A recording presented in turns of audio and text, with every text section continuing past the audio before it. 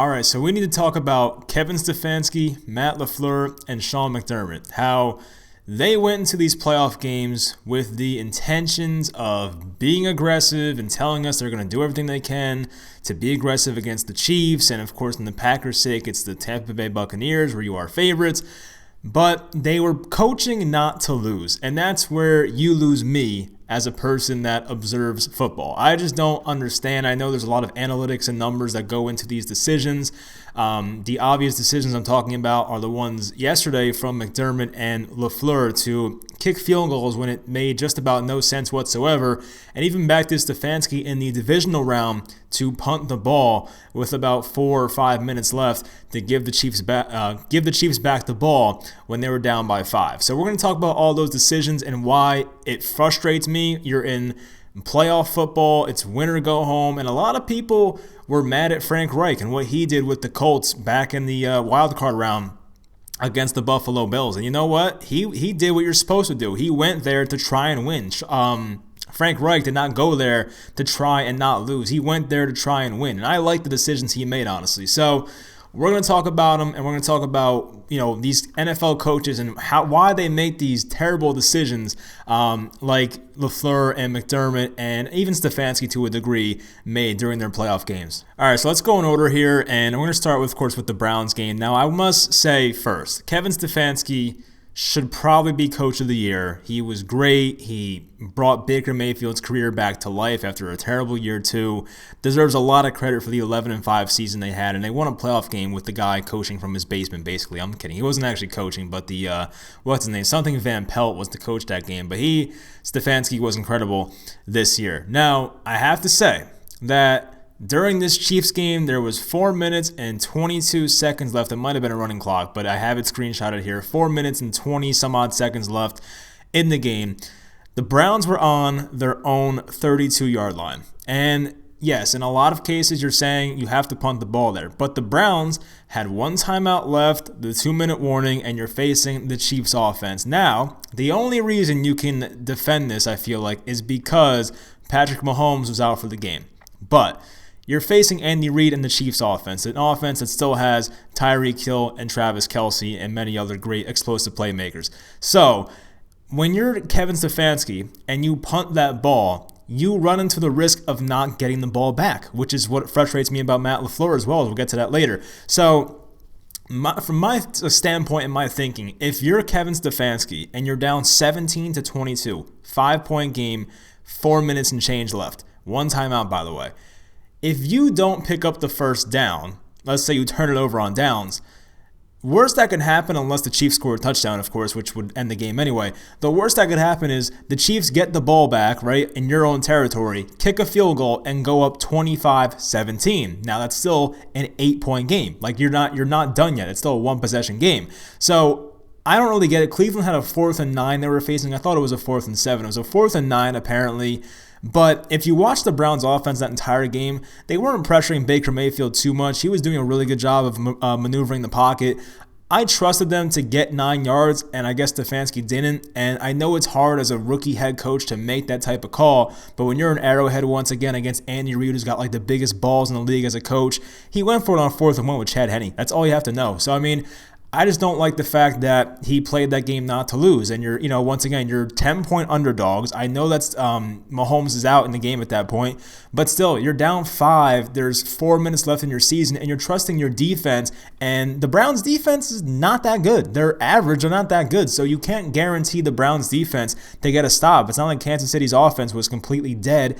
It wasn't nearly as good when Henne entered the game, but they were still moving the chains and whatnot. So they were respectable on offense, but I didn't like the decision because whether you turn the ball over on downs if you're the Browns, the worst that can happen to you is you go down 8. That's pretty much it, and you give yourself the ball back. You know what I mean? So I just don't know why they punted it, gave the Chiefs a longer field, and then all of a sudden you're not getting the ball back and they run the clock out and your season's over. That's just not the way I'd want to end my season. This is, it goes back to July when these guys get together. This year it might have been August because of the crazy year it was, but you're basically doing this from August to January, and you come all this way just to make cowardly decisions to end your season. So if I'm Stefanski in that moment and I was tweeting this live, I would have went for it. It's a 4th and 9. Yes, it probably doesn't favor you, but you have to put in the context where you're at, where you're playing, who you're playing against. You're 10-point underdogs. Like, I don't think analytics take that into account. So if it were up to me, I would say you go for it. If you don't get it, they go down and kick a field goal and you're still down 8. It's still a one-possession game. So I did not like the decision by Stefanski, although it wasn't as bad, I feel like, as the other two that we're going to touch on next. So once again, this is probably the biggest one, but we'll go in order here. The Buccaneers and Packers game. Now, I must say, the Packers beat themselves in many ways in this game. It was not just the refs throwing that flag at the end. The Packers had so many instances of beating themselves, whether it was Davante Adams dropping the back shoulder touchdown, Aaron Rodgers missing Allen Lazard on a slant where his guy fell, the Aaron Jones fumble, which we forget about. There was a lot of plays, and even like when the Packers got back-to-back interceptions on Tom Brady, they went 3 and out on offense the next time they got the ball. So the Packers beat themselves in just about every way possible. But when you're down 31-23, so let's do the math. It's an 8-point game. One possession, by the way, because 6 points for a touchdown, 2-point conversion, one possession game, as we know. There's 2 minutes and 9 seconds left. You're 8 yards away from the end zone. Now, people also say Aaron Rodgers could have ran for a touchdown the play before. I don't fully believe that. I do believe, honestly, that he would have been caught at like the 2 or 3 yard line. So yes, Rodgers should have ran knowing that the ball is going to be incomplete to Adams, now that we know that. But I still don't think he would have scored a touchdown. People are making it sound like he would have walked in. I don't see that. Aaron Rodgers is not running like Lamar Jackson. I mean, he would have been chased down by Devin White or JPP, whoever was over there. So I don't really believe in that. But what I will say is that if you're Matt LaFleur, what is kicking a field goal to make it an 8-point game to a 5-point game do for you? Because here you go. You're trusting Mike Pettin and his defense, which, by the way, I mean, look, it was better in the second half, but it's not that good. I think Matt LaFleur should know that. They're not that good. So you give Tom Brady the ball back. They throw it the first play to Evans. They pick up the 9 yards. And then he has this genius idea to go offsides on purpose and give them the first down, which I thought was brilliant. And, of course, he does that and then decides to kick it, a minute before, which was idiotic. So he makes a great move and then a bad move right after that, a bad move then a great move right after that. So I give LaFleur credit for that one. But I just don't know why you trust your defense against Tom Brady. Like, it didn't really make sense to me. So, of course, as we know, Tampa Bay, they get the first down on a flag that kind of annoyed me because the refs were calling the game one way the entire time. They were letting the guys play. Not many flags were being thrown in that game. And there were many screenshots I saw of Davante Adams being held and Allen Lazard was being held by Murphy Bunting at one point as well on the interception play, I think it was. So, yeah, I wish they called it consistently all game, and I'm kind of annoyed that they ended the game on a flag where I don't know if Tyler Johnson would have caught that ball, but when you're tugging on his jersey and the jersey extends by like 1.5 feet, 2 feet, I guess you have to call it, and that's Kevin King's fault, who was awful in this game, by the way. But it was kind of just annoying to see, from a fan's perspective of football, to see the game end on a flag. But anyway, back to Matt LaFleur's decision. You're really going to trust your defense, which, I mean, the Packers' defense, once again, is average. They've had their ups and downs this year for sure, but they basically had 28 points scored on them, I think, in the first half. It was 28-10 at one point. They were playing a lot better, I get that, but there's 2 minutes and 9 seconds left. You're not getting many opportunities after that. So you look at yourself in the mirror and say, do we want to give ourselves a chance with Aaron Rodgers, the MVP of the freaking league probably, and try and get 8 yards for a touchdown? Or do we kick the field goal, make it a 5-point game, and have to stop Tom Brady? Because reality is, if you don't convert that 4th down, you have to stop him anyway. But even then, you give them bad field position. So let's just say that Aaron Rodgers on 4th down, if they go for it, throws an incomplete pass. Okay, Tampa Bay takes over on they take over on their own 8-yard line. All right, so let's say they get a 3 and out. Then all of a sudden they punt the ball. Green Bay probably takes over at their own 40, 45-yard line. They get good field position with 1 minute and 40, 30 seconds left to go. So they would have put themselves in a good spot there. You're still down 8, and I understand that scoring a touchdown is not easy. Getting a 2-point conversion, I mean, it's easier than scoring a touchdown, but still, it's not like a given. It's hard to get both. But why wouldn't you put yourself in that position? Why wouldn't you put yourself in that position to go for the win? Once again, Matt LaFleur was playing not to lose, and that's the whole, reason for this video. Why do coaches go into these playoff games playing not to lose? There is no next week. If you lose, you're done. I'd rather go down swinging. I'm a person that played baseball growing up. I hated going down looking on strikeouts. You'd rather swing. And if the pitch was out of the zone, then so what? If you look stupid, so what? But going down looking is the worst. And that's what Matt LaFleur and Sean McDermott and even Stefanski to a degree were doing here. And I just hated seeing it. So if you're a Packers fan, I said this about the Giants, if my Giants lost the way the Packers did, I would be livid. And you know what? A lot of people that were Giants fans gave Joe Judge crap for going for it against the Browns when they were shorthanded. They were like 7-point underdogs that game. But I liked what Joe Judge did. You don't win in the NFL with field goals. I'm sorry, you just don't. You have to put the ball in the end zone. I support a coach that is aggressive and goes for touchdowns, which is once again why I support Frank Reich and what he did. But just to sum it all up, what Matt LaFleur did was probably one of the worst coaching decisions in a championship game that I can remember in recent memory. It was bad. I just don't know why. You know, it's Aaron Rodgers. It's not like you have a backup quarterback. It's not like Taylor Heineke was playing for the Packers. It's Aaron Rodgers. You have Devontae Adams. Even Valdez-Scantling was playing well that game, which you don't get too often, so you might as well take advantage of it. Robert Tonyan. Like, you have these weapons, and like they just didn't even go for it on fourth down. I just don't understand how you can go down like that. It just doesn't make sense. And then you're trusting, once again, Mike Pettin and the Packers defense to stop the GOAT in Tom Brady. It's just not going to happen in many cases. Like, it just seemed like such a far-fetched way of thinking. And you know what? If they scored the touchdown, the Packers, and they did not get the 2-point conversion, then so be it. And even then, they decided the Packers had 3 timeouts when this happened, right? Plus the 2-minute warning. I wish that the Packers honestly just took a timeout and kind of thought things over. It seemed like it was a rushed decision. I don't know if they thought beforehand, like, okay, we're going to kick a field goal if we don't get any yards here. But I wish they just called a timeout because you still had the 2-minute warning, and that guy, what's his name, Jordan Mickens or something, slid with like 2 minutes and 2 seconds left, which was a bad decision to give them an extra, stop of the clock. So, I just wish they took a timeout, maybe the Packers, and just thought it over and said, hey, kicking a field goal really doesn't do anything here. So that's not what happened, and they go down, and now the storylines about Aaron Rodgers, is he done in Green Bay? I'll probably make a video about that in the future because I want to start making more NFL content in general. But it was rough to see from Matt LaFleur and Packers fans. So if you're a Packers fan, I feel sorry for you, honestly. That's rough. But anyway, on to the last one now, and once again, I'll say this to preface it.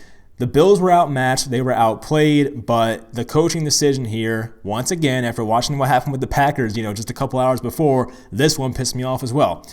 It was a 4th and 3, and I will say, to start the game on the first drive for the Bills, I think the Bills got the ball first. To start the game, the Bills were aggressive, and I was liking it. I was like, okay, that's how you win an Arrowhead. You're playing against Mahomes, and they have everybody else healthy. This is how you win an Arrowhead. I thought for the whole game they're going to be aggressive. But then I see this play in the third quarter. 5 minutes and 50 seconds left. It was a 4th and 3 on Kansas City's, looks like the 8 or 9 yard line. 4th and 3, they were down 24-12.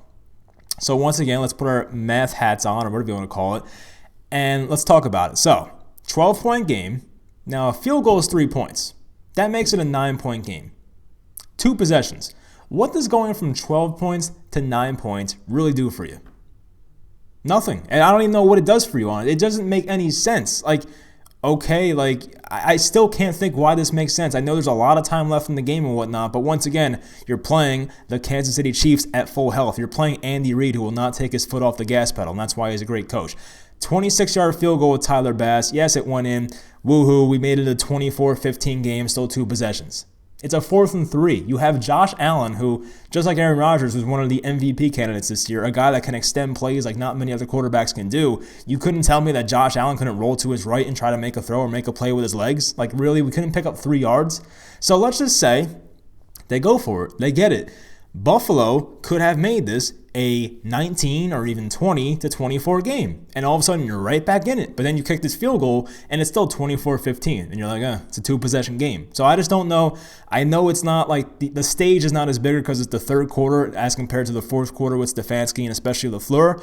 But you look at that, and you're like, what does a field goal get you? It doesn't really get you anything. I think there was one before the half, too, where McDermott kicked the field goal. I wasn't as opposed to that one, but even that one you can argue as well. But this one was the one that really pissed me off. A 26-yard field goal when it's 4th and 3 and Josh Allen's your quarterback. And it's not. And I think they said on the broadcast, the Chiefs had the worst red zone defense in football. You're not playing the 85 Bears on defense. You're playing the Chiefs who, as they said, worst red zone defense in football. We can't get 3 yards. It just didn't make sense to me. So, yeah, that's pretty much my rant for these coaches. And I'm happy that I have a coach in Joe Judge for my team that seems to be aggressive in these situations and doesn't play not to lose, which I hate.